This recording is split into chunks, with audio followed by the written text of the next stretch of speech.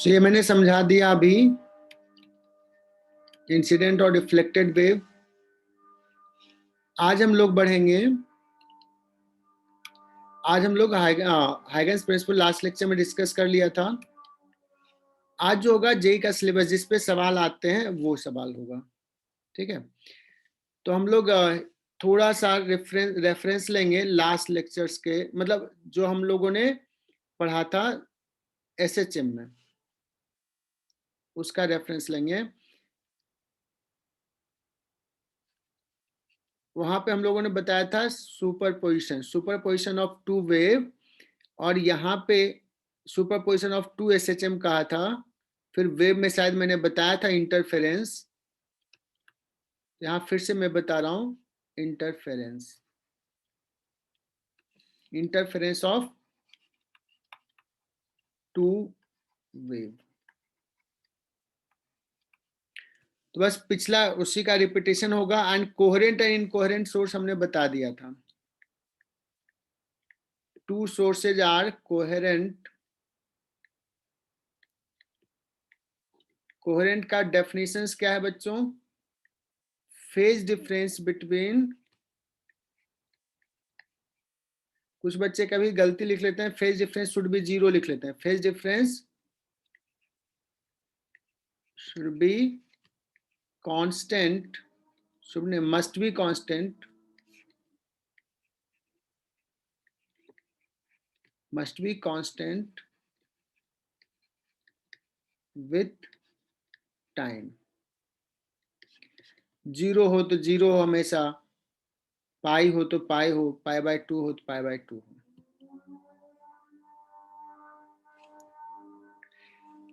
और इसके लिए हमने कहा था कि नेसेसरी कंडीशंस क्या है? क्या था Manasvi? Necessary condition, frequency should be same, constant. नहीं, दोनों सोर्स का फ्रीक्वेंसी सेम होना चाहिए। हाँ, फ्रीक्वेंसी का मतलब ओमेगा। अगर ओमेगा डिफरेंट हो जाएगा तो दोनों सोर्स के बीच का फेज डिफरेंस तो चेंज होगा ही। लेकिन अगर फ्रीक्वेंसी सेम है, इट डजंट मीन कि दोनों सोर्स कोहेरेंट ही होगा। कोहेरेंट सोर्स प्रोड्यूस करना बड़ा मुश्किल है। दैट्स व्हाई हमें इंटरफेरेंस देखने में इतना टाइम लग गया हमारे साइंटिस्ट को। अगर एफ सेम है तो this source must be same F है, तो क्या बोलेंगे उसको? वेवलेंथ सेम होगा और वो सोर्स मोनोक्रोमेटिक होगा।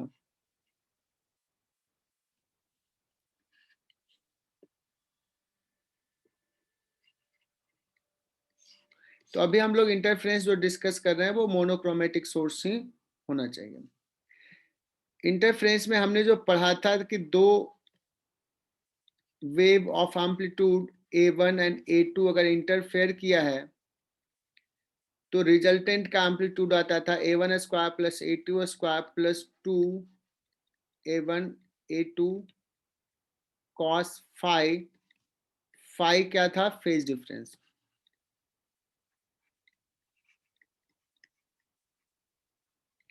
अभी इस केस में चूंकि वेव ऑप्टिक्स पढ़ रहे हैं तो हम यहाँ पे क्या करते हैं, एम्पलीट्यूड ए जनरली डिस्टेंस के लिए यूज करते हैं, और यहाँ पे इलेक्ट्रिक फील्ड वेरिएशन होता है। तो मैं इलेक्ट्रिक फील्ड के टर्म में बोल देता हूँ कि रिजल्टेंट का ई नॉट ले लेता हूँ, रिजल्टेंट का एम्पलीट्यूड का square equal to E naught 1 ले लेता हूँ, फर्स्ट वेव का amplitude, E naught 2 second wave का amplitude, plus 2 E naught 1 E naught 2 cos phi. Phi is the phase difference. This is the formula amplitude में। But most of the time हमें क्या लिखना होता है? इंटेंसिटी में लिखना होता है। तो अगर इंटेंसिटी लिखें, रिजल्टेंट एम्पलीट्यूड का इंटेंसिटी आई नॉट लिखूं मैं, एक का मैं लिख रहा हूं I1, दूसरे का I2, और ये यहाँ पे मैंने बताया नहीं, आई जो होता है वो क्या होता है? ई स्क्वायर के प्रोपोर्शनल, एम्पलीट्यूड का स्क्वायर, ये पता है। तो ये फॉर्मूला हो जाएगा 2 रूट I1 I2 cos 5।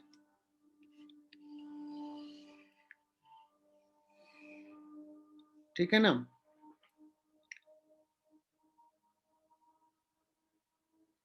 ये रिजल्टेंट की बात कर रहा हूं, दिस इज रिजल्टेंट इंटेंसिटी।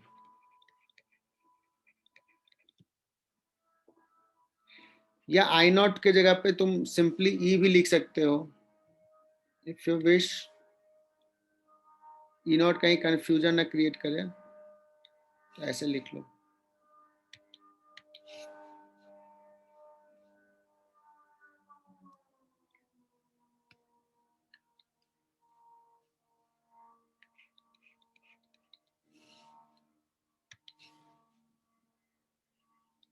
छोटा सा सवाल, स्ट्रेस बताना। और ये जो इंटरफेरेंस अभी मैं लिखा हूं, ये कोहेरेंट सोर्स का मतलब फेज डिफरेंस अगर फाई है। अगर टाइम के साथ ये कांस्टेंट है तो उस पॉइंट पे इंटेंसिटी कांस्टेंट रहेगा, लेकिन टाइम के साथ अगर चेंज होगा, फाई टाइम के साथ चेंज होगा, तो इंटेंसिटी भी टाइम के साथ चेंज होता है। और एक्चुअल में दो सोर्स का, अगर हम कहें कि एक दो बल्ब है, दो बल्ब से लाइट वेव इमिट हुआ और इस पॉइंट पे इंटरफेयर कर रहा है, तो अगर इनकोहेरेंट है तो ये पॉइंट पे जो भी पाथ फेज डिफरेंस है तो वो चेंज हो रहा है कंटिन्यूअसली। तो इंटरफेरेंस तो हो रहा है, इंटेंसिटी भी यहाँ पे चेंज होगा, अलग अलग फाई है तो, बट इतना फास्ट चेंज हो रहा है कि हमें एवरेज दिखता है। तो अभी जस्ट मैं इसको डिस्कस करूंगा। सर एक मिनट, फर्स्ट स्लाइड दिखाइए ना। एक सेकंड, फर्स्ट स्लाइड, फर्स्ट में तो ये लिखा था।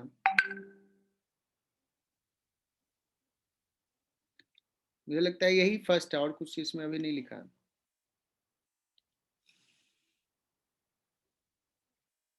Okay sir. चलो मैं लिख रहा हूं 2 कोहेरेंट सोर्स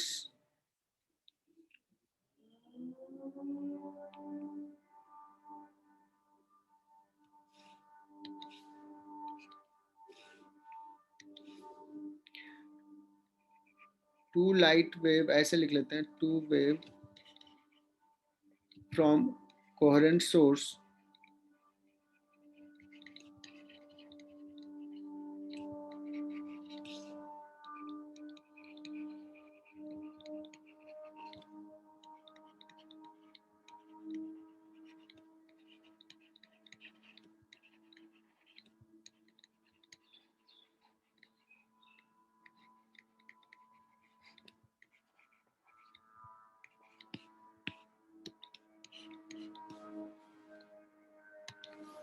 then find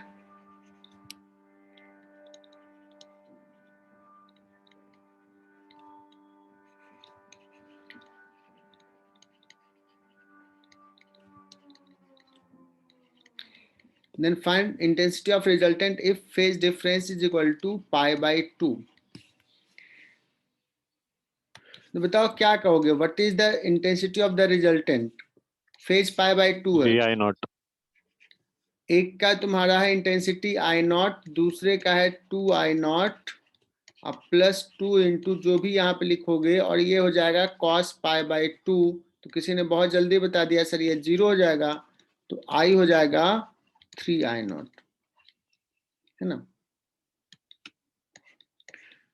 तो ये बहुत ही इजी सवाल था। एक और सवाल ले लेते हैं छोटा सा, स्ट्रेस बताना। सर पिछला पिछला 5 minute.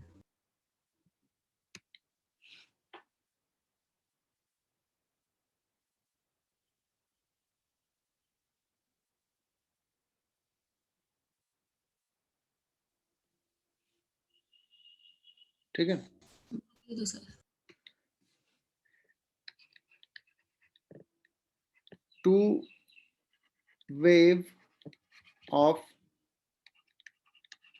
intensity I naught and 4 I naught interfere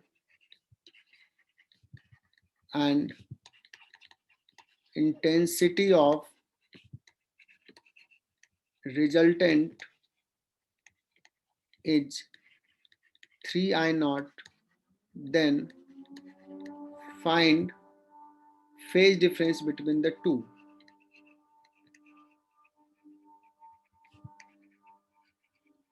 सृष्टि ज्यादा बताना क्या होगा आंसर?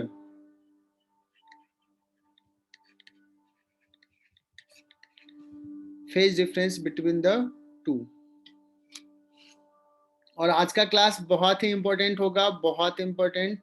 तो अगर तुम लोग बीच में डिस्कनेक्ट हो गए तो कनेक्ट हो लेना, बिकॉज वेव ऑप्टिक्स बहुत ही इंपॉर्टेंट है.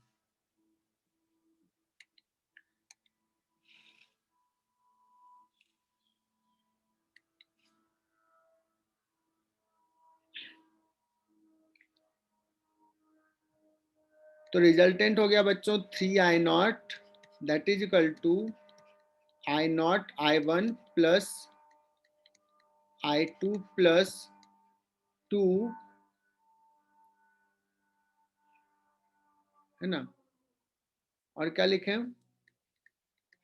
Root I1 root I2 into cos phi. That implies 4 I naught into cos phi is equal to minus 2 I naught.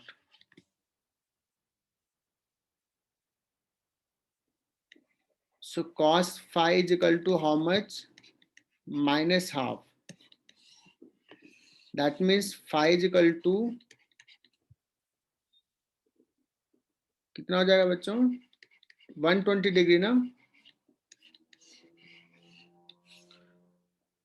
सही लिखा तेजस? हाँ सर सही है.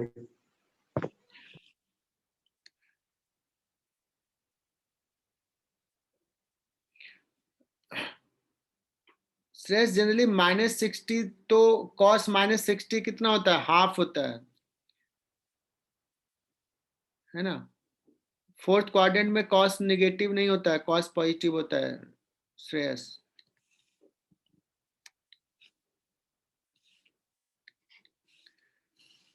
चलो तो आगे बढ़ते हैं. ये हमने सवाल ले लिया ऐसे.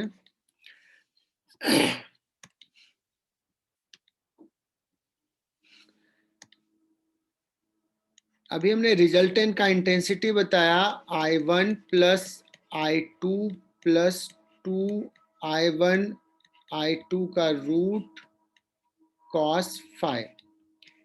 I मैक्सिमम कब होगा? व्हेन द टू इंटरफेरेंस जो होगा वो मैक्सिमम कब होगा? जब cos phi मैक्सिमम हो. I will be maximum when cos phi will be maximum. 5-0. मतलब phi जो है वो क्या हो जाना चाहिए? 0 होना चाहिए, या 2 पाई होना चाहिए, या 4 pi. That is equal to general कहें तो 2n pi. n is any integer. And in that case ये मैक्सिमम कितना होगा? So I max will come out as, इसका वैल्यू 1 पुट कर लोगे, सो जाएगा root I1 plus root I2. ये 1 हो गया बच्चों. इसको क्या लिखेंगे? इसको लिखेंगे रूट I1 का स्क्वायर. तो a square plus b square, ये हो जाएगा a plus 2ab. So this is the maximum. और एम्पलीट्यूड की अगर बात करें तो मैक्सिमम में क्या हो जाएगा बच्चों? E इज इक्वल टू, वो हो जाता था E1 प्लस E2. हाँ E01 लिखा था, E02 लिखा था. तो इस केस में मैक्सिमम एम्पलीट्यूड अगर होगा तो ऐड हो जाएगा. इंटेंसिटी मैक्सिमम में क्या होगा? कंफ्यूज मत करना, root I1 plus root I2 का होल स्क्वायर होगा. प्रसाद गीते क्लियर? Yes sir. एम्पलीट्यूड और इंटेंसिटी में बच्चे कभी कभी गड़बड़ कर देते हैं. एंड मिनिमम कितना होगा ये भी बहुत इजीली बता दोगे, cos 5 -1 होगा, और उस केस में ये आ जाएगा √i1 माइनस √i2 का होल स्क्वायर हो जाएगा। बच्चों जब ये मैक्सिमम होता है तो इसको बोलते हैं constructive interference.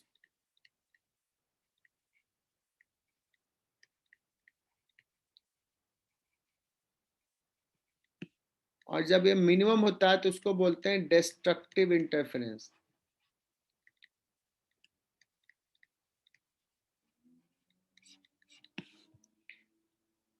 Okay, constructive and destructive. Destructive होने के लिए what should be the phase difference? -1 कब होगा? पाई पे होगा, 3 पाई पे होगा, 5 पाई पे होगा, ऑड मल्टीपल ऑफ पाई। तो उसको लिख लेते हैं 2n प्लस 1 इंटू पाई। कहीं 2n -1 भी रहेगा तो डोंट वरी, अगर 2n प्लस 1 लिखा है मैंने तो n स्टार्ट फ्रॉम 0, और -1 लिखा है तो n स्टार्ट फ्रॉम 1। पहला डिस्ट्रक्टिव पाई पे होगा। तो ये तो एकदम सबको याद होना चाहिए, कंस्ट्रक्टिव के लिए 2n पाई, डिस्ट्रक्टिव के लिए 2n प्लस 1 पाई। पूजा आगे बढ़े।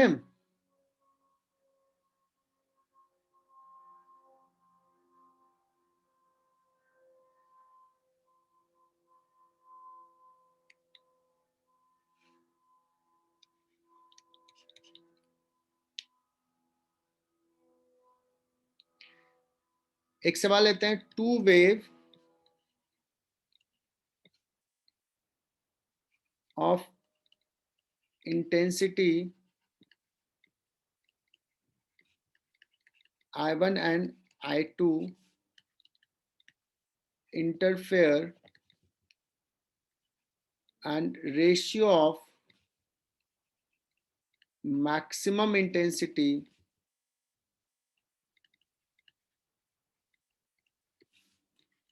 to that of minimum intensity is 25:1. Then find I1 upon I2.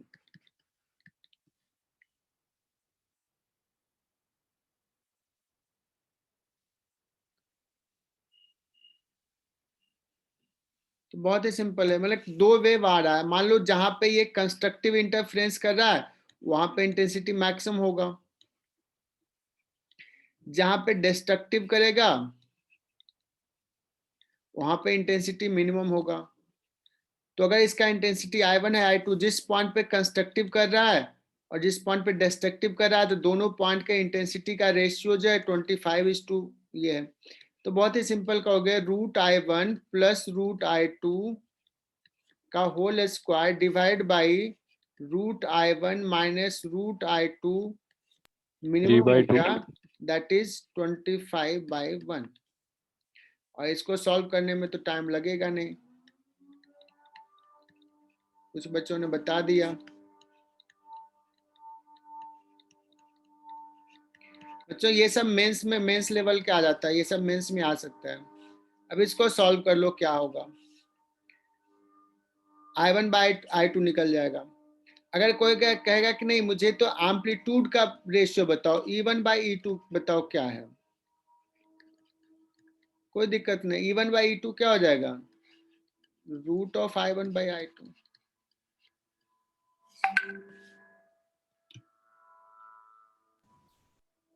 Sir वो हाँ बोलो। सर वो ratio of maximum intensity to find the minimum intensity ऐसा लिखा है ना? तो मैक्सिमम अगर दो वेव I1 और I2 इंटरफेयर करा, मैक्सिमम कितना हो सकता है दोनों के बीच का? √I1 प्लस √I2 का होल स्क्वायर। कब होगा मैक्सिमम? जब कंस्ट्रक्टिव होगा। मिनिमम कब होगा? जब डिस्ट्रक्टिव होगा। तो ये होगा, और इसका रेशियो क्या दिया? 25:1। अब सॉल्व कर लोगे, है ना? आगे सॉल्व करूं क्या मैं? कर लेंगे sir. √i1 plus √i2 is equal to 5 √i1 minus 5 √i2. 6 √i2 is equal to 4 √i1. So i1 by i2 कितना हो जाएगा बच्चों? 9/4. सही लिखा? हाँ सर।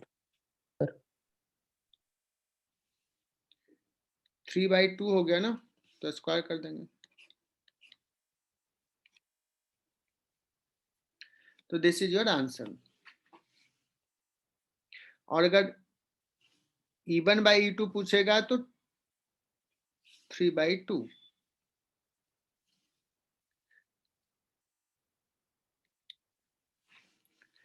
अब हम बात करते हैं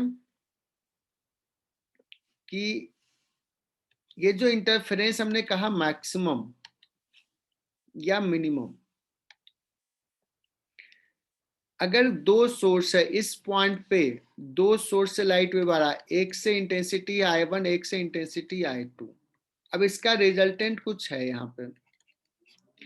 अगर फेज डिफरेंस कांस्टेंट है, जो भी है, मतलब दोनों सोर्स कोहेरेंट है अगर, तो मुझे हर पॉइंट पे उसका इंटेंसिटी I कांस्टेंट दिखेगा जो भी है। लेकिन अगर सोर्स इनकोहेरेंट है तो इंटेंसिटी मुझे क्या दिखेगा? इफ सोर्स इज इनकोहेरेंट, अगर सोर्स इनकोहेरेंट है तो रिजल्टेंट क्या होगा? कहोगे सर ये तो टाइम के साथ चेंज होते जाएगा, अलग अलग टाइम पे अलग अलग होगा, बिकॉज अलग अलग इंटेंसिटी होगा। फाई क्या है? बट चूंकि वो फ्लक्चुएशन इतना फास्ट होता है, इतना फास्ट होता है कि हमें क्या दिखता है? हमें दिखता है एवरेज। तो if the source are incoherent, ये जनरली बुक में भी नहीं लिखा था, बहुत कम जगह ये देखोगे। इन दैट केस रिजल्टेंट का इंटेंसिटी कितना हो जाएगा? I1 प्लस I2 एवरेज हो जाएगा। समझा क्या? इफ सोर्स आर इनकोहेरेंट, तो ये बच्चों लिख लो। चलो, अथर्व ने कहा सर एक बार रिपीट कर दीजिए। मैं एक बार फिर से रिपीट कर देता हूं इसको, कि दो लाइट वेव दो सोर्स से आ रहा है, एक के कॉरस्पॉन्डिंग यहाँ पे इंटेंसिटी है I1, दूसरे के कारण है I2। और अगर दोनों सोर्स क्या है? इनकोहेरेंट है, इनकोहेरेंट सोर्स है, दैट मीन्स यहाँ पे फेज कंटिन्यूअसली चेंज हो रहा है, अलग अलग मोमेंट पे अलग इंटेंसिटी होगा, कभी मैक्सिमम होगा कभी मिनिमम होगा। बट मुझे क्या दिखेगा? मुझे ऑन एन एवरेज दिखेगा। तो उस केस में हमें I = I1 प्लस I2 होगा। ओके, जो प्रैक्टिकली हम लोग देखते हैं, एक रूम में एक बल्ब जल रहा है तो क्या इंटेंसिटी, एक और बल्ब जला दिए तो क्या होगा? दोनों जल रहा है तो हमें नेट जो दिखता है दोनों का एवरेज। ठीक है, लेकिन अगर कोहेरेंट होता, कहते सर कोहेरेंट है तो एक का कॉरस्पॉन्डिंग I1 है, दूसरे के कॉरस्पॉन्डिंग I2 है, तो यहाँ पे इंटेंसिटी क्या होगा? तो तुम पूछोगे फाई क्या है। If phi is known then I तुम बता दोगे कितना हो जाएगा? रूट जो भी था I1 plus I2 plus 2 √I1 I2, है ना, कॉस फाई। समझा क्या? हाँ सर। चलो, तो जो दोबारा पूछने के लिए कहा था शायद समझ में आ गया। अब अगर मैं बोलूं कि बच्चों अगर एक पॉइंट पे ना एक से ज्यादा वेव आ रहा है, मतलब सपोज एक पॉइंट पे ना 3 वेव है,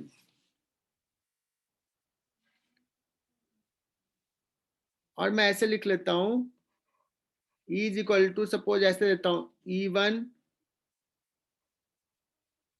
sin ओमेगा t है एक, दूसरा है E' =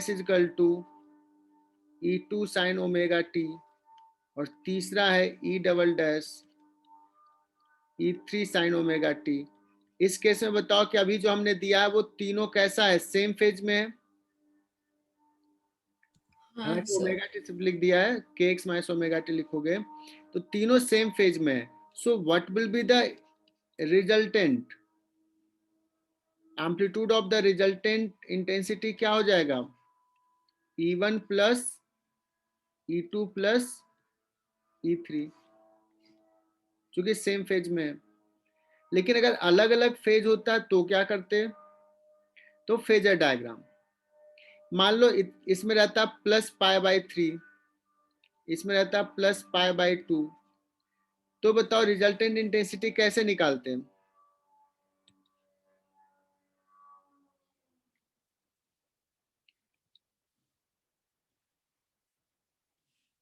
आकाश बता सकते हो कैसे निकालता है इसमें।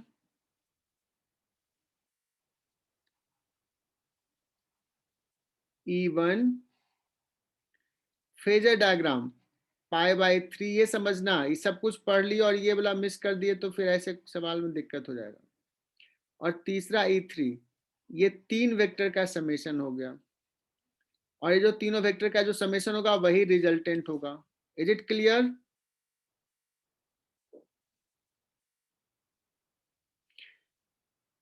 तो एक से ज्यादा वेव दिया होगा तो फेजर डायग्राम से तुम ऐड करके बता सकते हो, वेक्टर समेशन जैसा होगा रिजल्टेंट। और अगर इंटेंसिटी पूछेगा तो पहले एम्पलीट्यूड निकालना है और फिर एम्पलीट्यूड का स्क्वायर करना है। एम्पलीट्यूड का फेजर डायग्राम नहीं ड्रॉ करना है, ऐसा नहीं कि सर इधर I1 इधर I2 इधर I3। किसका कर रहा हूं, इंटेंसिटी का फेजर डायग्राम नहीं ड्रॉ करना है, एम्पलीट्यूड का ड्रॉ करना है। मैं कहीं उल्टा तो नहीं बोल दिया था, क्लियर ना। तो ये सही है। नेक्स्ट पेज पे जाऊं। एक मिनट। ठीक है,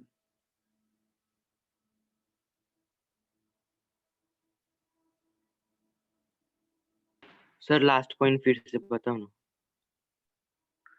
लास्ट पॉइंट में फिर से बोल रहा हूं कि जब दो है तब तो दो का तो फॉर्मूला हमने एम्पलीट्यूड का भी निकाल दिया, इंटेंसिटी का भी निकाल दिया। लेकिन मान लो दो से ज्यादा दे दिया, तीन दे दिया है, चार दे दिया है, तो हमें क्या करना है, तो हम एम्पलीट्यूड निकालेंगे रिजल्टेंट। कैसे निकालेंगे, ये फेजर डायग्राम से, वेक्टर जैसा। जैसे इसका ओमेगा टी है तो इसको हम रेफरेंस ले लिए, इसका पाई बाई 3 आ गए तो इससे पाई बाई 3 ले लिया, ऐसे E2। ये इससे पाई बाई 2 आ गए तो इससे पाई बाई 2 ले लिया। ये तीन वेक्टर ऐसे फेजर ड्रॉ कर दिया। अब तीनों का रिजल्टेंट तुम्हें आता है निकालना, रिजॉल्व करके निकाल लोगे resultant of all the three. ये एम्पलीट्यूड निकल गया रिजल्टेंट का। इंटेंसिटी पूछेगा तो क्या करेंगे, ER का स्क्वायर। और मैंने बताया कि कभी कभी गलती से क्या करते हैं, वो इंटेंसिटी का कोई फेजर डायग्राम ड्रॉ कर सकता है, तो कहूंगा मैं वो गलत है।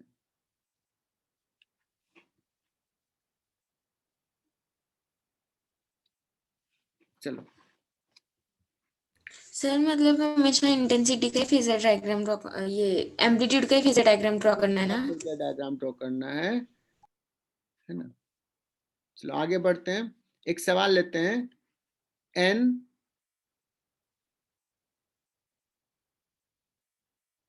n wave are coming to a point from identical source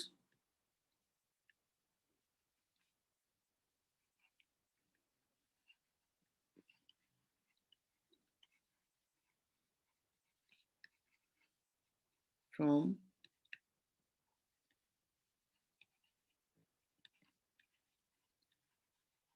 source if intensity, sir आपने आर के बाद क्या लिखा है?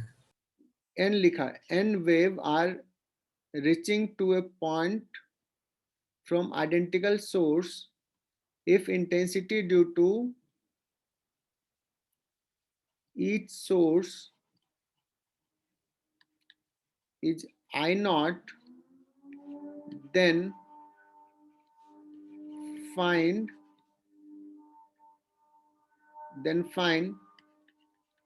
intensity of resultant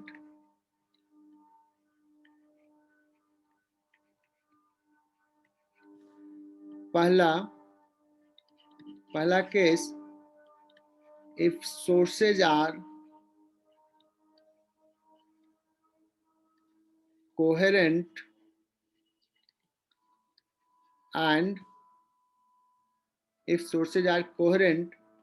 and are in phase. in phase का मतलब होता है बच्चों फेज डिफरेंस 0 या 2 पाई, ऐसे in phase. Out of phase का मतलब पाई. तो सारे सोर्स इन फेज है, मतलब सबके बीच का फेज डिफरेंस कितना है, 0 है. और दूसरा, if sources are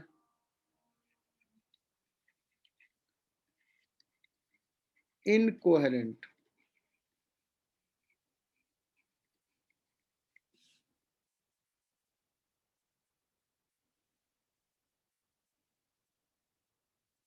if sources are incoherent. तो पहला केस में मैं आंसर बोल दूं क्या?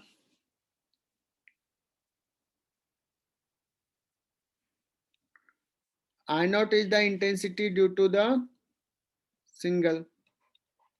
तो रिजल्टेंट फर्स्ट केस में जो हो जाएगा n स्क्वायर आई नॉट होगा.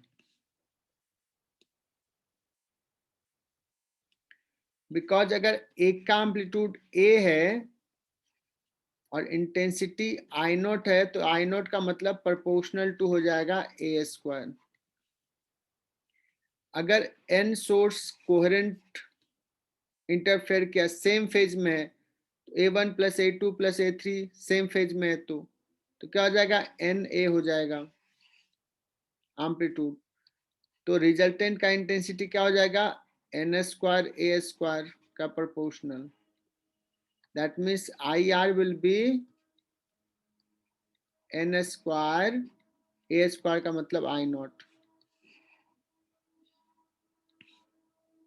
आई होप कि ये समझ में आ गया होगा. सर पेज हटाना मत, 2 मिनट रुक जाओ. ठीक है, मैं फास्ट तो नहीं चल रहा?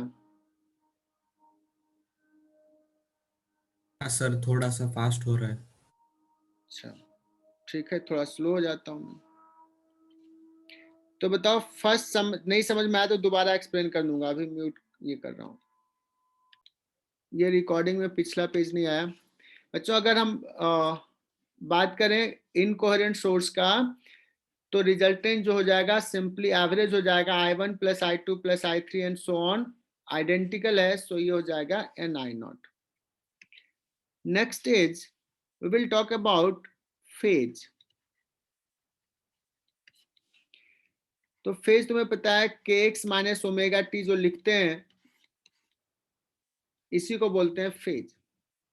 तो फेज डिफरेंस हमने वहां पे डिस्कस किया था. अगर हम किसी पर्टिकुलर पोजीशंस की बात करें, कोई पर्टिकुलर पोजीशंस पे वेव आ रहा है, अलग अलग टाइम पे क्या है, अलग अलग टाइम पे इस पॉइंट पे अभी कितना फेज है, नेक्स्ट टाइम पे कितना फेज है, एक्स फेज सेम रखेंगे. तो उस केस में फेज डिफरेंस टाइम के साथ अगर चेंज करेगा तो लिखेंगे ओमेगा इंटू डेल्टा टी, है ना, टाइम के साथ अगर लिखना है तो. या अगर मान लो दो वेव है, किसी पर्टिकुलर टाइम पे फेज डिफरेंस निकालना है, दो अलग पोजीशंस का, तो उस केस में मैं लिखूंगा k इंटू डेल्टा एक्स. जैसे एक वेव ट्रेवल कर रहा है, तो किसी पर्टिकुलर टाइम पे t फिक्स कर दिया, x1 पे और x2 पे, इस दोनों पॉइंट पे कितना फेज डिफरेंस है, तो k इंटू डेल्टा एक्स मतलब x2 माइनस x1. इस डेल्टा एक्स को बोलते हैं बच्चों पाथ डिफरेंस.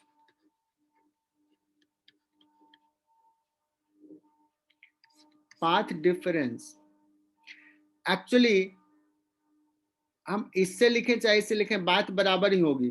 और मैंने शायद वहां प्रूफ किया था कि यहाँ पे जो टाइम पे है, इसको यहां से यहां पहुंचने में कितना टाइम लगेगा, उस हिसाब से देखो तो इस फॉर्मूला से भी लिखोगे तो वही आ जाएगा.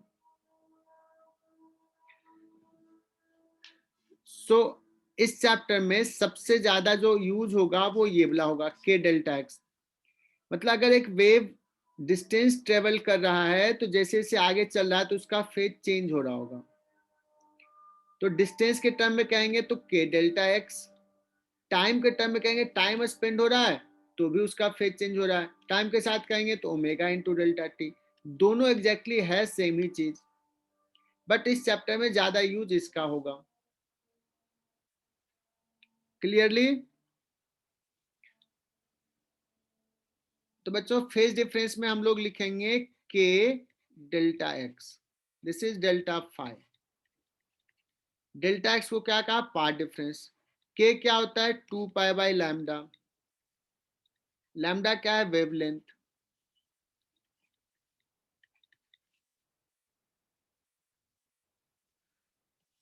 और मैं बता रहा हूं कि अगर वेव ट्रेवल कर रहा है, देखो अगर ये डिस्टेंस वेवलेंथ के बराबर ट्रेवल किया है, मतलब जो फेज यहाँ पे है एक्चुअली फिर से फेज यहाँ पे वही है।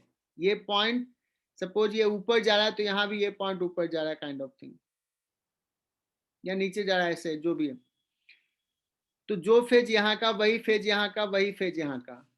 तो अगर डिस्टेंस लैम्डा से सेपरेटेड हो तो सेम फेज होगा, 2 लैम्डा सेपरेटेड हो तो सेम फेज होगा।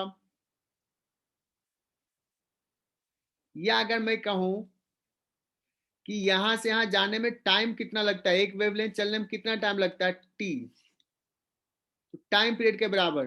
तो ओमेगा इंटू टी भी करोगे तो ये भी हो जाएगा 2 पाई। ओमेगा इंटू टी करोगे तो ये 2 पाई हो जाएगा। तो हम लोग कहें कि कैपिटल टी टाइम स्पेंड हुआ है या लेंथ चला है लैम्डा, बात बराबर होगी। तो यहां से देख लो, अगर डेल्टा एक्स कितना हो गया? पाथ डिफरेंस लैम्डा हो गया, तो what is the phase difference? 2 पाई। अगर मैं पूछूं कि पाथ डिफरेंस कितना है? लैम्डा बाय 2, कैन यू से कि कितना फेज डिफरेंस होगा? पाई हो जाएगा।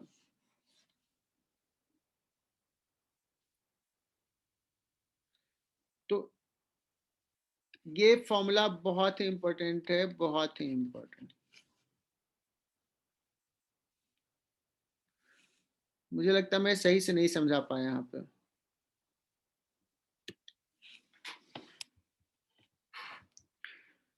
मैं आगे बढ़ता हूं। ऋतुजीत ने कहा क्लियर है। और एक मिनट पिछला पेज दिखाइए ना। चलो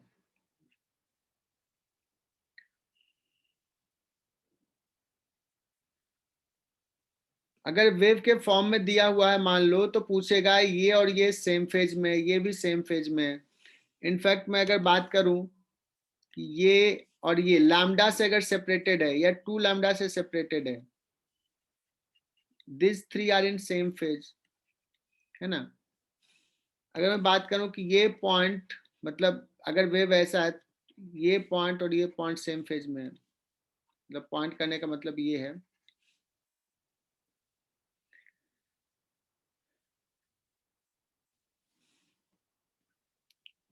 सर ये लास्ट पॉइंट एक और बार रिपीट करो ना। अरे मैंने कुछ नहीं कहा, चलो आगे समझ में आ जाएगा, कुछ नहीं है। अभी मैं अब जो स्टार्ट कर रहा हूं बच्चों, ये यहां से एकदम समझना, 100% समझना। मैं यूज कर रहा हूं YDSC, Young's double slit experiment.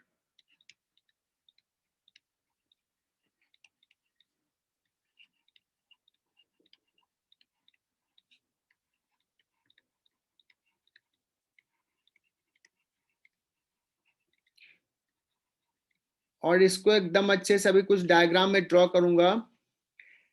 तो सबसे पहली चीज की यंग्स ने कैसे 2 कोहेरेंट सोर्स प्रोड्यूस किया। सबसे बड़ा प्रॉब्लम लाइट के वेव में इंटरफेरेंस दिखाने में दिक्कत यही थी कि हमें इंटरफेरेंस नहीं दिखता था बिकॉज सोर्सेज आर इनकोहेरेंट।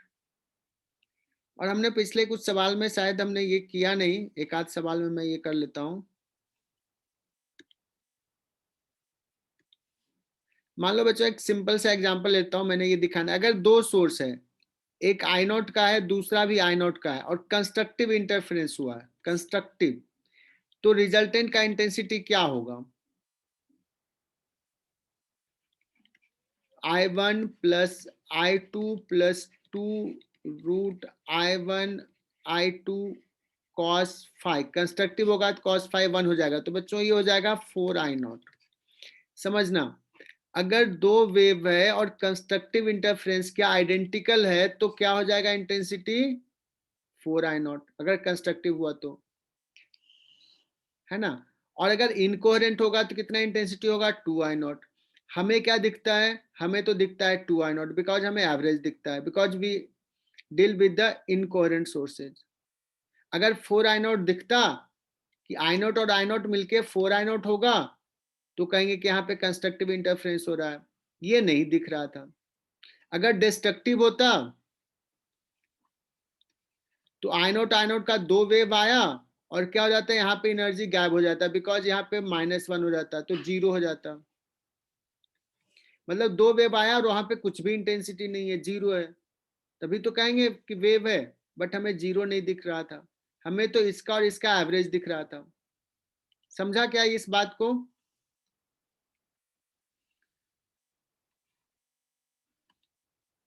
तो जो इसमें प्रॉब्लम थी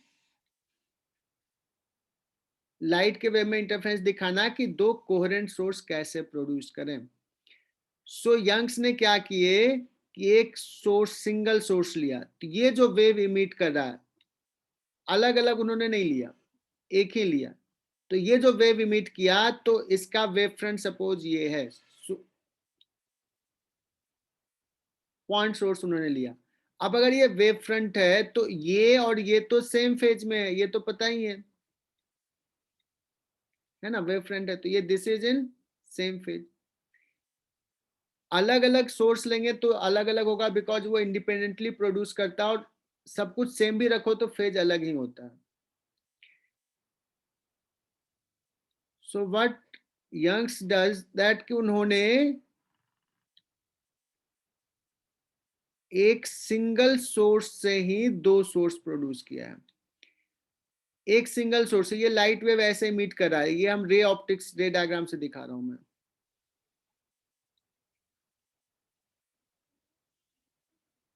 और उन्होंने एक कार्डबोर्ड लिया और कार्डबोर्ड में दो स्लिट बना दिया।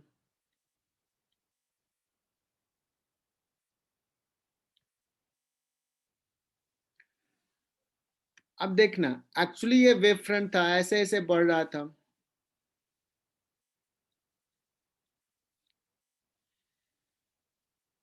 अभी हमें बात करूं तो ये जो दोनों स्लिट है अभी सेम वेव फ्रंट का पॉइंट है, मतलब यहां पे एक लाइट जो पहुंच रहा है S1 स्लिट पे और S2 स्लिट पे, वो अभी तो सेम फेज में, इनफैक्ट क्योंकि सेम वेव फ्रंट का मैं दिखा रहा हूं। सोर्स सिमेट्रिकली प्लेस्ड है, सोर्स सिमेट्रिकली, ये डिस्टेंस और ये डिस्टेंस इक्वल है, तो इसको तो कहेंगे कि ये दोनों सोर्स कोहेरेंट तो है ही, इनफैक्ट दोनों सेम फेज में भी है, बिकॉज सेम ही सोर्स का लाइट वेव यहां पहुंच रहा है।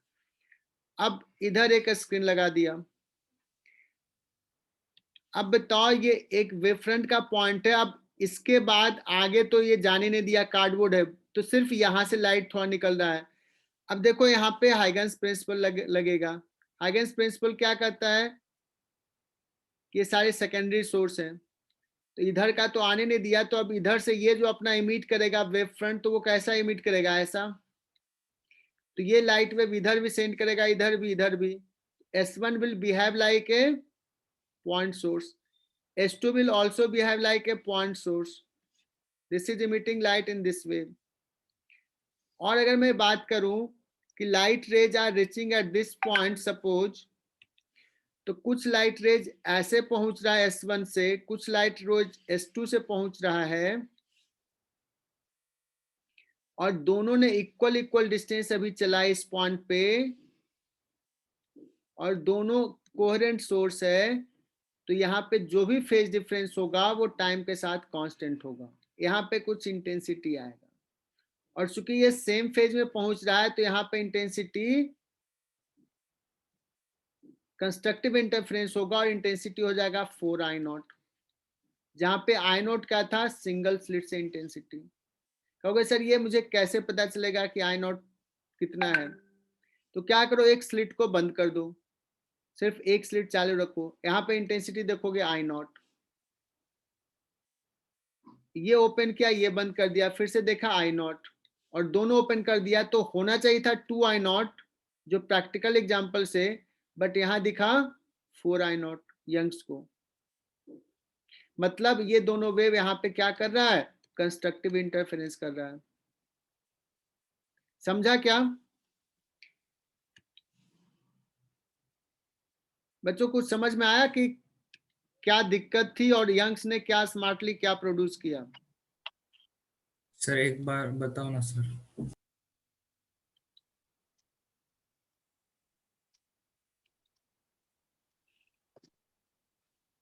हाँ बताओ, किसको नहीं समझ में आया? गौरव? समझ गया सर। श्रेयस, तुम्हें नहीं क्लियर हुआ? नहीं सर, डिस्कनेक्ट हो गया था। ठीक है, अभी और भी आगे बात करेंगे।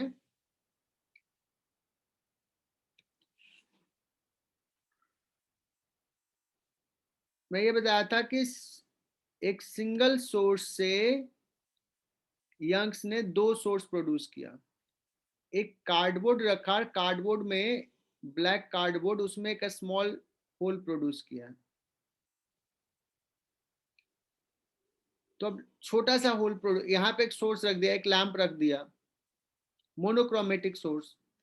हालांकि यंग्स ने तो एक्चुअली में वो व्हाइट लाइट सोर्स यूज किए थे, लेकिन मैं अभी समझा रहा हूं मोनोक्रोमेटिक। तो S1 and S2 are coherent source. Why coherent? Because ये सेम सोर्स का ही लाइट वेव है, तो ये तो सेम फेज में जो भी होगा।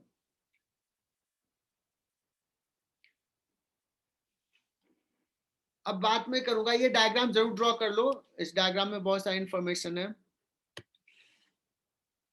ये तो मैं अभी सेंटर पॉइंट की बात कर रहा हूं, किसी जनरल पॉइंट पे भी बात करूं तो यहाँ पे एक लाइट वेव पहुंच रहा है, एक S2 से पहुंच रहा है।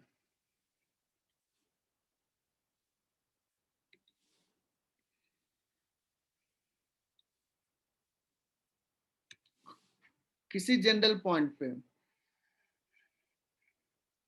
लेकिन S1 और S2 से जो भी यहाँ पहुंच रहा है, दोनों सेम फेज में होगा क्या?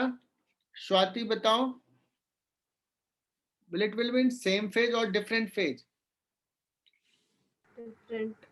Different, because यहां से ये जो वेव चला है, ये कम डिस्टेंस चला है, ये वेव थोड़ा ज्यादा डिस्टेंस चला है, तो अलग फेज में पहुंचेगा।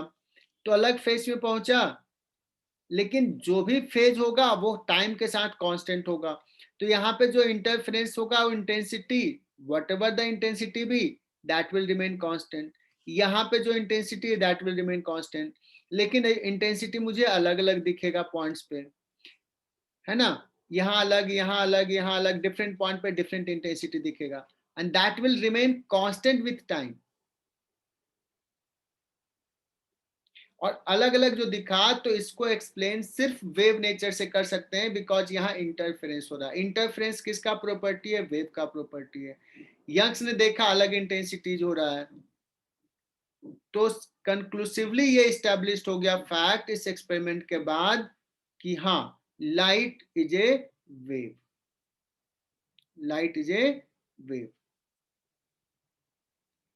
तो मैं अभी सिर्फ आइडिया दिया, और इसका हम नेक्स्ट डायग्राम ड्रॉ कर रहे हैं जिसमें बहुत सारे और इंफॉर्मेशन होंगे।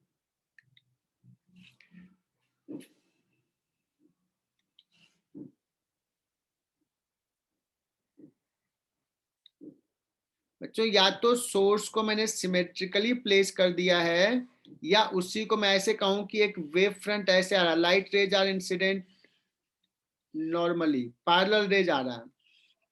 अगर ये पैरेलल रेज आए तो ये वेव फ्रंट है, these are in same phase.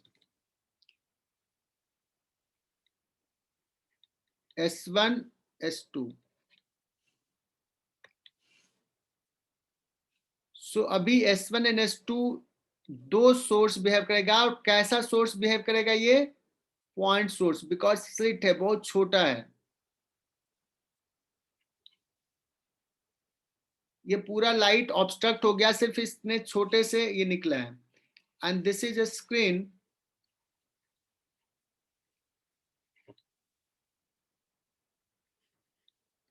And this is central line, इसको बोलते हैं सेंटर पॉइंट, जो सिमेट्रिकल है। और ये डायग्राम जरूर ड्रॉ करना, बहुत इंपॉर्टेंट डायग्राम, बहुत अच्छे से ड्रॉ करना। ये लेट्स पॉइंट ले लिया P,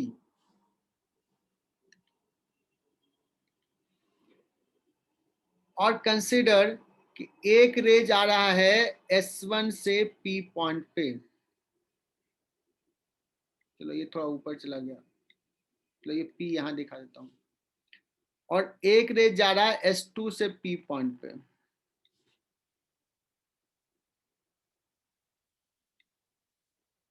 P पॉइंट यहां है।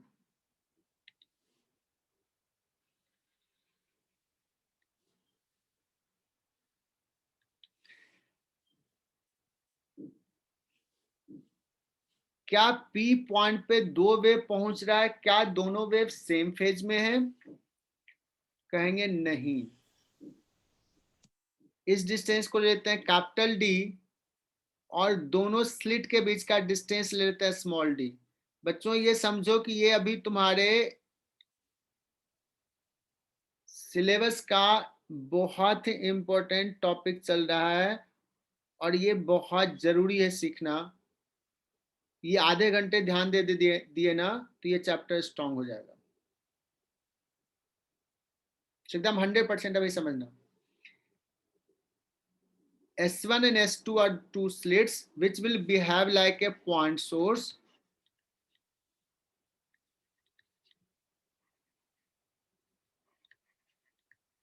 act as two coherent point source. Let's consider any point P on the screen. What is the phase difference, path difference between two light wave?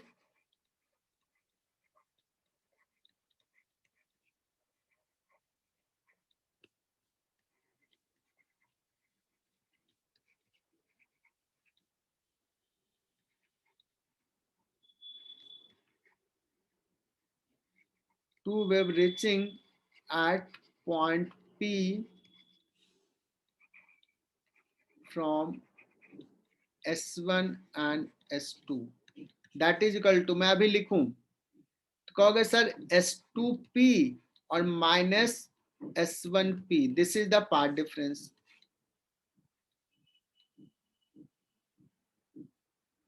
समझा क्या?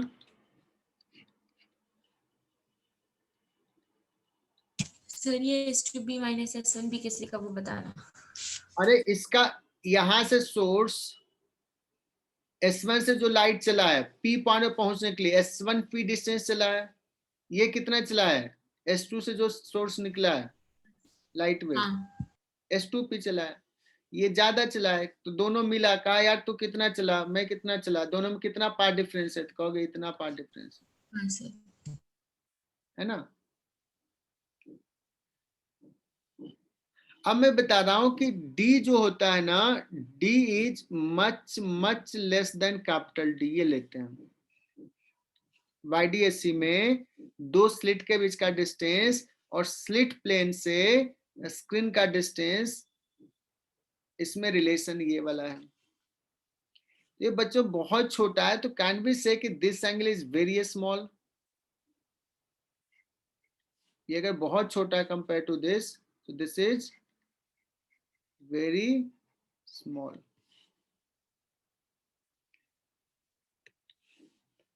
अब मैं क्या करता हूं, मुझे पाथ डिफरेंस निकालना, मैं ना यहां से परपेंडिकुलर ड्रॉ कर रहा हूं। सारे बच्चे यहां पे देखना,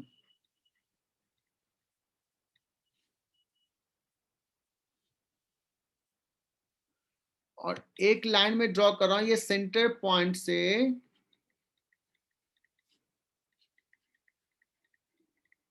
पॉइंट P को मिला देता हूँ. Let's this angle is phi. Theta लिख लेता हूँ. This angle is theta. Theta is यहां से P पॉइंट का एंगुलर पोजीशन है.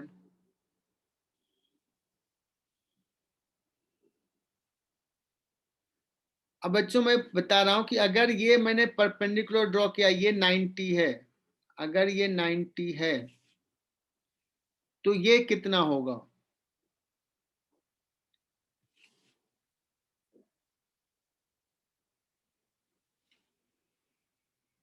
ये भी ऑलमोस्ट 90 होगा क्या?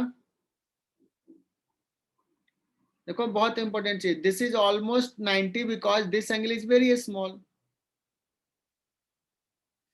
तो ये ऑलमोस्ट 90 हो गया. तो मान लो ये पॉइंट हमने नाम दे दिया M. तो S1PM ये कैसा ट्रायंगल होगा? Isosceles. Triangle. That means S1P is equal to MP.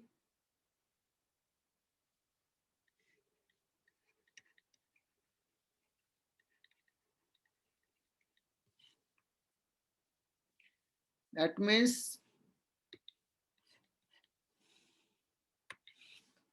S2P को लिख सकते हैं S2M plus MP minus S1P. Can we say कि ये MP और S1P चला जाएगा, ये ऑलमोस्ट किसके बराबर हो जाएगा? S2M के बराबर हो जाएगा. सो पार्ट डिफरेंस बच्चों दोनों का ये हो गया.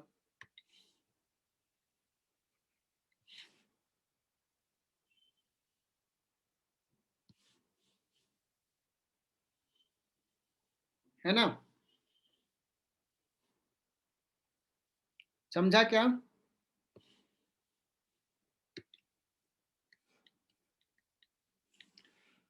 और अब तुम लोग प्रूफ करो कि ये जो एंगल है ना, ये एंगल थीटा हो जाएगा. अगर ये थीटा है तो ये एंगल भी थीटा हो जाएगा. बिकॉज ये एंगल बहुत छोटा है तो ये रेज और ये रेज ऑलमोस्ट पैरेलल है. ये तीनों रेज ऑलमोस्ट पैरेलल है.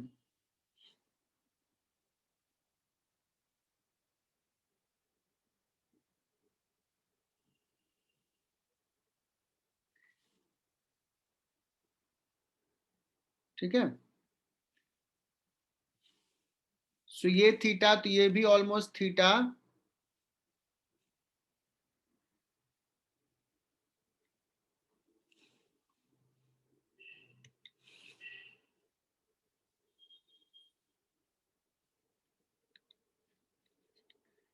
ये भी ऑलमोस्ट थीटा. और ये जब थीटा तो ये 90 माइनस थीटा, ये 90 है तो ये एंगल कितना हो जाएगा? थीटा हो जाएगा. समझा क्या? ये थीटा तो ये भी थीटा, ये थीटा तो ये 90 माइनस थीटा, ये 90 है तो ये एंगल हो जाएगा थीटा. सो बताना ये D है, ये एंगल थीटा है. सो ये S2M कितना हो जाएगा? सारे बच्चे बताएं. S2M will be D sin theta. तो बड़ा इंपॉर्टेंट किया. कंफर्म करो तुम लोग सारे बच्चे. नहीं समझ में आया तो मैं बताऊंगा, बोर्ड पे बता दूंगा.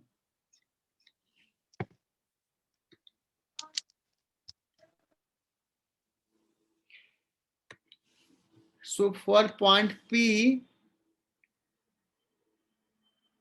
P के लिए पाथ डिफरेंस डेल्टा x जो आया है, पाथ डिफरेंस वो आया है D sin थीटा. D क्या है पता है तुम्हें? थीटा क्या है पता है? Theta is angular position of point P with respect to the central point. Clear?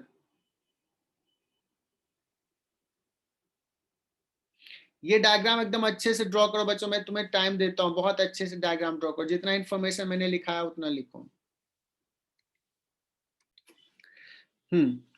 सो अब बच्चों हमें देखना है कि एट पॉइंट P क्या होगा? कंस्ट्रक्टिव इंटरफेरेंस होगा या डिस्ट्रक्टिव इंटरफेरेंस होगा, क्या होगा? है ना? What kind of interference will be? तो मैं लिखता हूं अगर कंस्ट्रक्टिव इंटरफेरेंस होना है, कंस्ट्रक्टिव इंटरफेरेंस,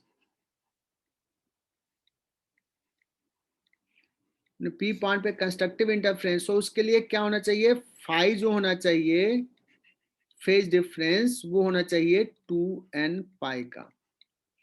तो सारे बच्चे एकदम ध्यान से देखते रहना। और फेज डिफरेंस कितना होता है? k delta x, path difference, that is equal to 2n pi. k कितना लिखते हैं बच्चों, पता है तुम लोगों को शायद? 2 पाई बाई लैम्डा भी बताया था।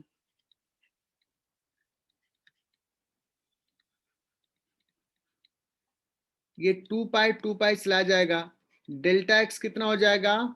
n lambda. अब मैं एक चीज बता रहा हूं फिर से, ये एकदम सुनना, दिस इज बेसिक, ये बेसिक है। कंस्ट्रक्टिव इंटरफेरेंस के लिए ये होना चाहिए, और मैं बाद में बताऊंगा कि क्यों ये मैंने मेंशन किया था। और इसी को डिड्यूस करके ये आया है, ये बेसिक ना, इसी को डिड्यूस करके आया है। बिकॉज यहाँ पे हमने सिर्फ माना है कि पाथ डिफरेंस के कारण ही सिर्फ फेज डिफरेंस होता है, तो उस केस में delta x should be n lambda. तो अभी मैं कह रहा हूं कि पाथ डिफरेंस क्या होना चाहिए? एन लैम्डा होना चाहिए। मतलब पाथ डिफरेंस या तो लैम्डा हो, या 2 लैम्डा हो, या 3 लैम्डा हो कंस्ट्रक्टिव होने के लिए। दैट मीन्स पी पॉइंट पे अगर कंस्ट्रक्टिव इंटरफेरेंस होना चाहिए तो डी साइन थीटा कितना होना चाहिए बच्चों? एन लैम्डा होना चाहिए। डी साइन थीटा होना चाहिए एन लैम्डा। अगर मैं कहूं कि थीटा इज स्मॉल,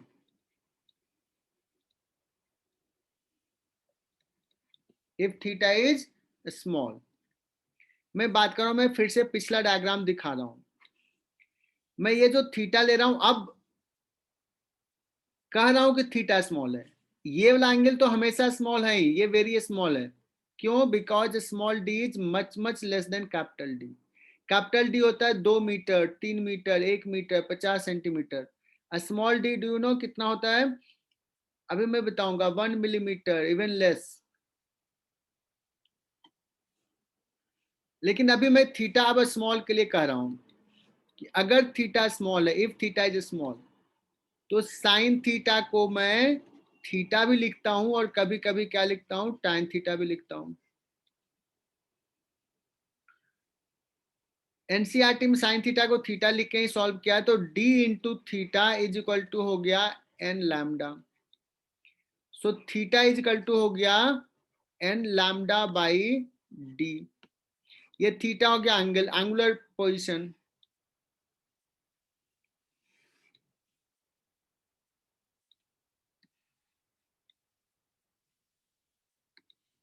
और मैं यहाँ पे छोटा सा डायग्राम ड्रॉ करता हूँ, क्योंकि बार बार पिछला पेज क्यों दिखाऊं।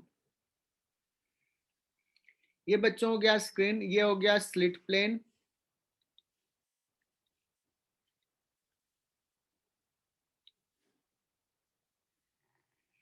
और कह रहा theta is equal to lambda by d हो या 2 लैम्डा बाई डी हो,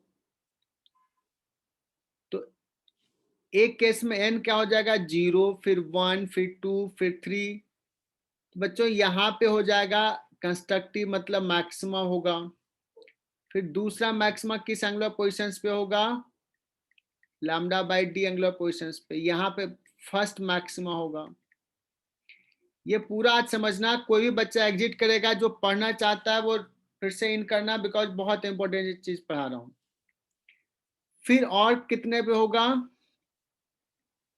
2 times of lambda by D पे, ये हो जाएगा सेकेंड मैक्सिमा। यहाँ भी मैक्सिमम इंटेंसिटी होगा, काइंड ऑफ थिंग। लेकिन ज्यादातर जगह पे ये थीटा की जगह पे हम डिस्टेंस के टर्म में लिखना चाहते हैं। तो if you go in the term of distance, तो हम लोग यहाँ पे क्या लिखते हैं? डी साइन थीटा को लिख देता हूं टाइन थीटा। ये कब लिख रहा हूं? जब थीटा स्मॉल है।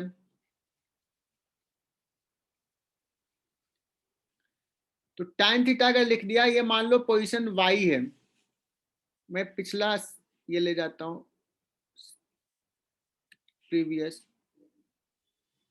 If theta is small and this distance is let's y, तो tan theta is equal to y upon d हो जाएगा.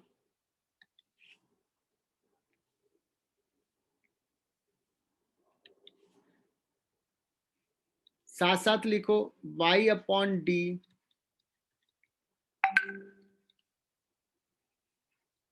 सो y इज इक्वल टू हो जाएगा n lambda d upon small d. बच्चों ये जो सारा है पोजीशन,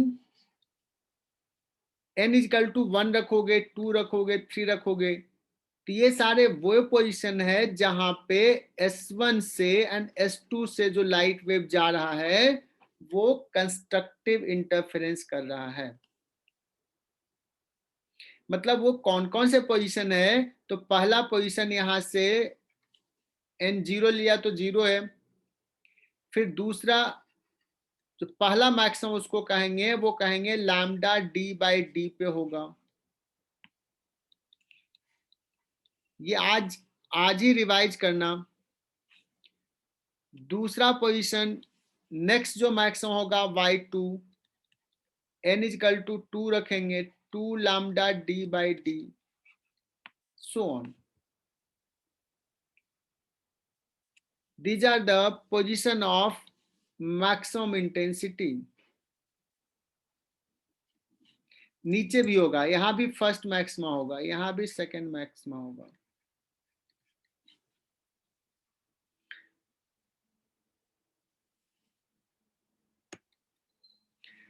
अब बात करोगे कि सर अगर मैक्सिमा होगा तो क्या कहीं मिनिमा होगा क्या? फॉर मिनिमा, मिनिमा के लिए कहोगे सर पाथ डिफरेंस क्या बोलूंगा? डेल्टा 5 फेज डिफरेंस बोलूंगा, 2n प्लस 1 पाई के delta x, 2n plus 1 pi. That means delta x आ जाएगा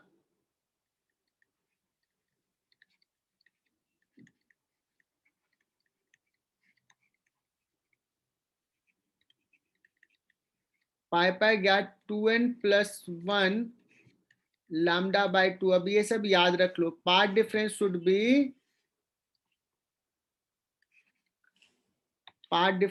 बी ऑड मल्टीपल ऑफ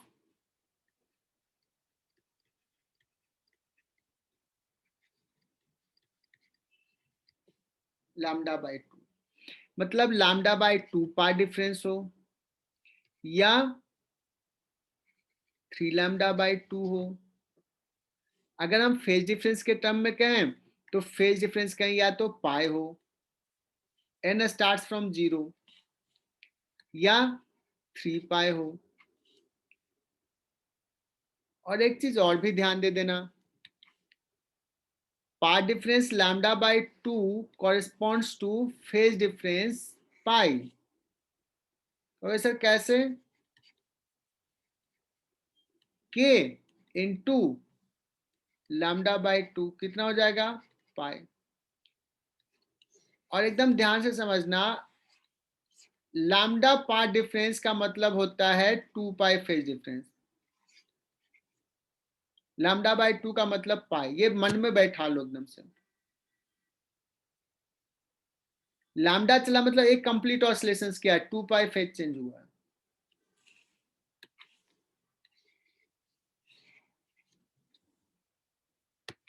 चलो, तो मैं बात करता हूं कि अगर कंस्ट्रक्टिव डिस्ट्रक्टिव इंटरफेरेंस होना है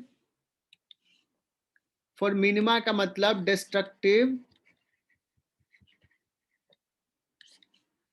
so path difference d sin theta should be equal to odd multiple of lambda by 2 if theta is a small. so d tan theta लिख देता हूं और डायग्राम याद करो. tan theta is how much? y upon d.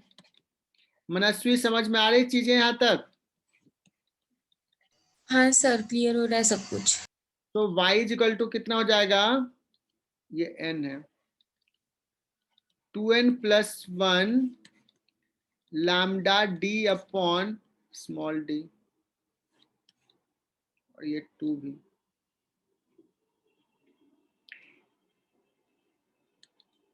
That means what are the position of minima? First minima. First minima के लिए n क्या put करेंगे? 1 नहीं, 0। अगर यहाँ 2n माइनस 1 रखता तो n इक्वल टू 1 पुट करते हैं। तो फर्स्ट मिनिमा y1 जो आ जाएगा वो आ जाएगा लैम्डा d अपॉन 2d। दूसरा मिनिमा आ जाएगा y2 lambda d upon 2d, और n इक्वल टू 1 पुट कर दोगे तो हो जाएगा 3।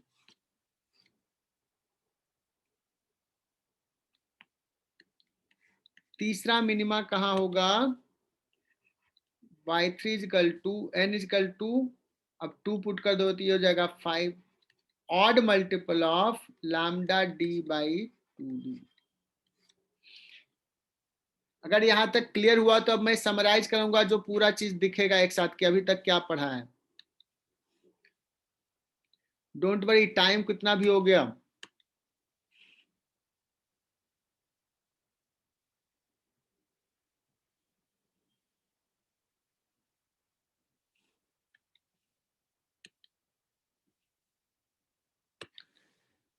सो ये आज ही जरूर रिवाइज करना जितना मैंने अभी बताया है।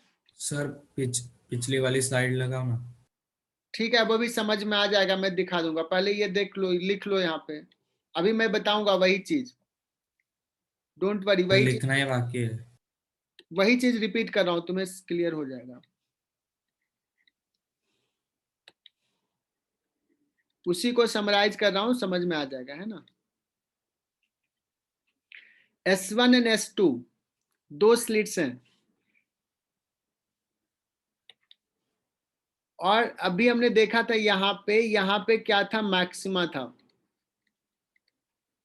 मैं पिछला 2 पेज जाता हूं। मैक्सिमा के लिए क्या आया था देखना। मैक्सिमा के लिए n lambda d by D, n starts from 0। पहला मैक्सिमा 0 पे होगा, मतलब यहां होगा n इक्वल टू 0। मैंने d साइन थीटा 0 हो गया, मतलब फेज डिफरेंस 0 ही है, पाथ डिफरेंस 0 है।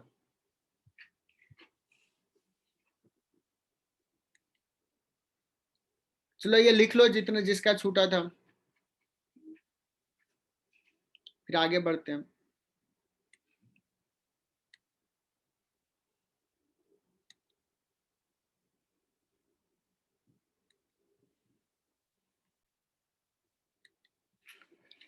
तो देखो इसको, ये मैक्सिमम बन रहा है किसकी कॉरस्पॉन्डिंग? n कितना था? 0 था। मतलब अगर मैं बात करूं पाथ डिफरेंस का, तो मैं डेल्टा एक्स पे बात करता हूं। डेल्टा एक्स 0 है, मतलब डेल्टा 5 भी क्या है? 0 है। And this is called central maxima.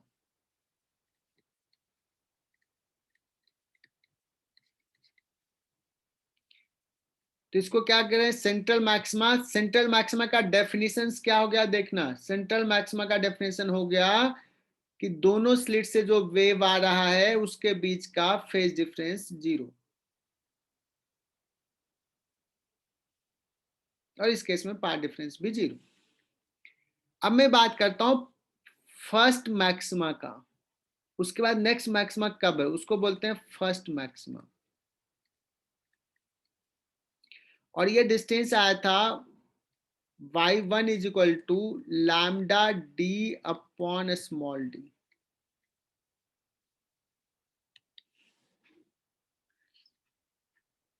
Can you tell me कि ये डेल्टा एक्स यहाँ पे क्या है फर्स्ट मैक्सिमा पे? तेजस बताना। फर्स्ट मैक्सिमा के पोजीशन पे दोनों स्लिट से जो वेव आ रहा है लैम्बडा है सर। Path difference lambda. अगर मैं फेज डिफरेंस की बात करूं वहां पे, तो वो हो 2 जाएगा। pi. क्या बात है, मनस्वी ने भी बता दी। सिमिलरली अगर मैं लोकेट करने के लिए कहूं कि बताओ बच्चों की सेकेंड मैक्सिमा कहां होगा,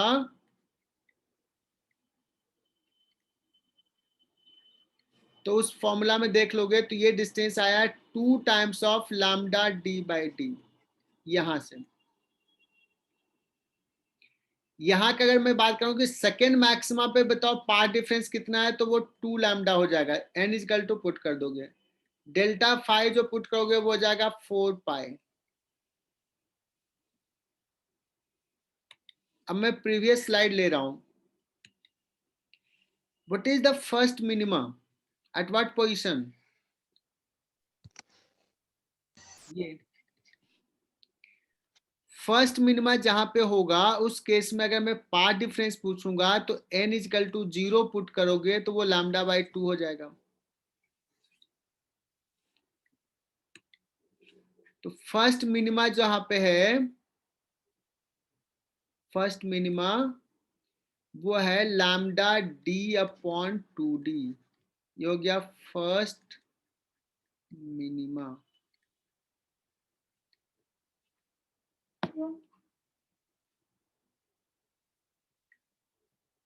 और यहाँ पे इंटेंसिटी मिनिमम है। पाथ डिफरेंस की बात करूं यहाँ पे दोनों स्लिट का, S1 से जो आ रहा है S2 से जो आ रहा है, तो हो जाएगा लैम्डा बाई 2। फेज डिफरेंस की बात करूं फर्स्ट मिनिमा पे तो हो जाएगा पाई।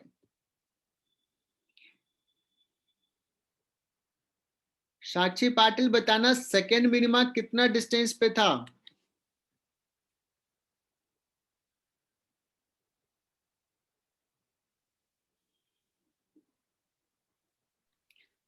Three times.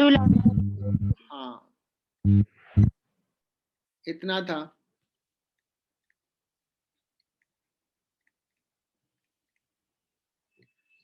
इसका भी अगर पार्ट डिफरेंस देखोगे तो आ जाएगा लैम्डा बाई 2 का odd multiple 3 lambda by 2। Phase difference देखोगे तो यहाँ पे आ जाएगा 3 पाई आ जाएगा।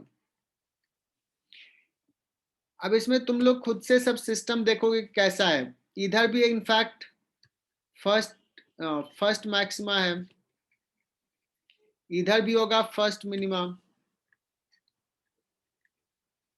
वही जैसा ऊपर है वैसा ही नीचे है। और अगर मैं इंटेंसिटी को दिखाऊं, पता है यहाँ पे इंटेंसिटी ना बहुत ज्यादा होगा, यहाँ पे इंटेंसिटी कम होगा अगर सोर्स आइडेंटिकल है। S1 and S2 are identical. अगर आइडेंटिकल है, एक के कॉरस्पॉन्डिंग इंटेंसिटी आई नॉट है, दूसरे के कॉरस्पॉन्डिंग इंटेंसिटी आई नॉट है, तो एट मैक्सिमा कितना हो जाएगा intensity? Can you guess? 4 I0. 4 I naught. और मिनिमा पे कितना हो जाएगा? Root I1 minus root I2 0। और अलग अलग पॉइंट पे, यहाँ पे 4 I0, यहाँ पे 0, लेकिन अलग अलग पॉइंट पे अलग होगा। So I am drawing the graph for intensity. यहाँ पे इंटेंसिटी इतना है, फिर इंटेंसिटी इस पोजीशन पे कम होगा, इस पोजीशन पे कम, इस पे 0। सो ये जस्ट एक ग्राफ ड्रॉ कर रहा हूं इसी में, मेक यू अंडरस्टैंड। इंटेंसिटी दिखा रहा हूं कि यहाँ पे इतना इंटेंसिटी है, यहाँ पे कम है, यहाँ पे 0 है, फिर इंटेंसिटी बढ़ेगा, फिर मैक्सिमम होगा, और फिर मैक्सिमम हुआ कहाँ पे? इस पॉइंट पे। फिर घटने लगेगा, फिर मिनिमम होगा ऐसा, फिर मैक्सिमम होगा। So this is intensity distribution.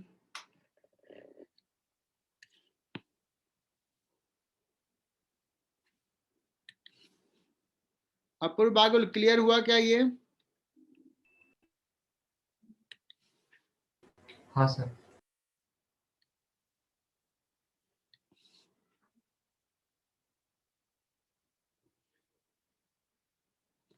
तो ये सारा मैक्सिमम मिनिमम हमने बताया। तो अब मैं एक चीज बताता हूँ,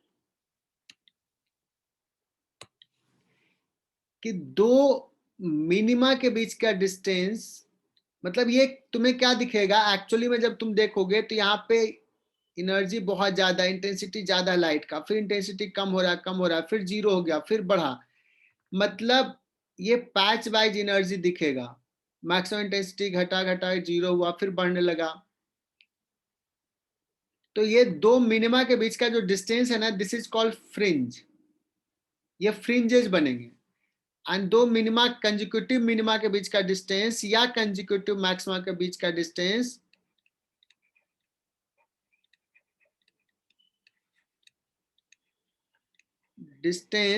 between two consecutive minima is called, बच्चों इसको बोलते हैं फ्रिंज विड्थ। इसको बोलेंगे फ्रिंज पैटर्न बना है, एक फ्रिंज पैटर्न बना है, मैक्सिमा मिनिमा इस टाइप से। इंटेंसिटी घट रहा है कंटिन्यूअसली, फिर बढ़ना शुरू हुआ, फिर घटना शुरू हुआ। Fringe width, and we denote it by delta, beta. So कितना हो रहा fringe width? Can you find that? lambda d by d, मतलब capital D by small d. Lambda capital D by small d. Young's ने जब देखा, या तुम ये एक्सपेरिमेंट करोगे, सोर्स ऐसे लेकर के मोनोक्रोमेटिक सोर्स लोगे, उसका वेवलेंथ लैम्डा है, मोनोक्रोमेटिक लिया, तो ये तुम्हें फ्रिंज विड्थ दिखेंगे, फ्रिंजेस दिखेंगे। ये फ्रिंज विड्थ किस किस चीज पे डिपेंड कर रहा है? वेवलेंथ पे। Between the source and the slit, और जो दोनों स्लिट के बीच का डिस्टेंस है वो। एंड अब जो हमने, तुम कहोगे कि सर ये S1 S2 जो है ना, आपने बहुत छोटा क्यों लिखा, क्यों 1 मिलीमीटर का लिया? अगर D जितना छोटा होगा फ्रिंज विड्थ उतना बड़ा होगा।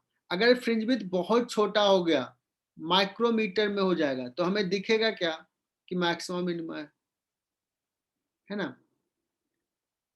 तुम कहोगे सर ये कैपिटल डी बड़ा क्यों लिया, ये भी 5 सेंटीमीटर पर रख दो, तो क्या होगा, जितना कैपिटल डी बड़ा होगा फ्रिंजेस उतने बड़े होंगे, है ना। और देखो ये फ्रिंजेस मैक्सिमा, सेंट्रल मैक्सिमा का, फर्स्ट मैक्सिमा का ये एंगुलर पोजीशन हो गया, सेकंड मैक्सिमा का ये एंगुलर पोजीशन हो गया। जितना दूर रखोगे ये डिस्टेंस जो होगा y वो बड़ा होगा, लेकिन बच्चों एंगुलर पोजीशन सेम रहेगा। अगर तुम यहाँ पे स्क्रीन रखोगे तो फर्स्ट मैक्सिमा यहाँ दिखेगा, सेकंड मैक्सिमा यहाँ दिखेगा, ये डिस्टेंस हो जाएगा।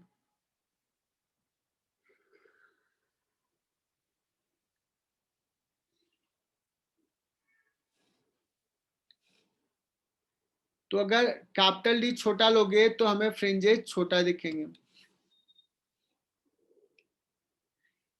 तो एक छोटा सा सवाल लेते हैं कि एक एक्सपेरिमेंट किया गया, इन्हें YDSC बस छोड़ रहा हूं, मैं तो सोचा था बहुत पढ़ाने के लिए, सिलेबस बहुत स्लो हो गया। इन्हें YDSC मैंने दे दिया, lambda is suppose 500 nanometre, d is suppose 1 meter, a small d is equal to 1 millimeter. Find the fringe width. निकालो कितना होगा।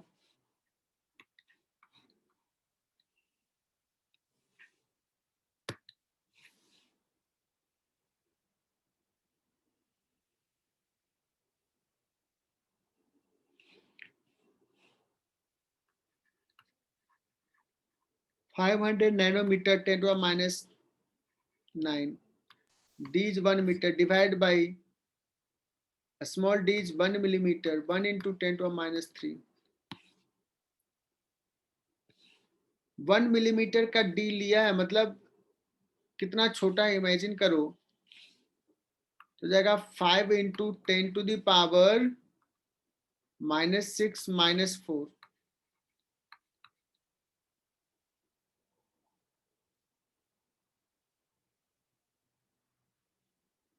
इसका मतलब हो गया 0.5 मिलीमीटर, मतलब इतना छोटा दिखेगा। अगर तुम स्मॉल डी का 3-4 सेंटीमीटर में अगर स्मॉल डी लोगे जो तुम्हें करने के लिए कहा जाए, तो ये स्मॉल डी अगर 3-4 सेंटीमीटर भी ले लिए तो फ्रिंज विड्थ जो है वो इतना छोटा दिखेगा कि you can not recognise. Clearly समझ में आया ये चीज? तो आज का क्लास यहीं पे हाँ सर। आज का क्लास यहीं पे एंड कर रहे हैं। बहुत सारे बच्चे छोड़ के चले भी गए हैं।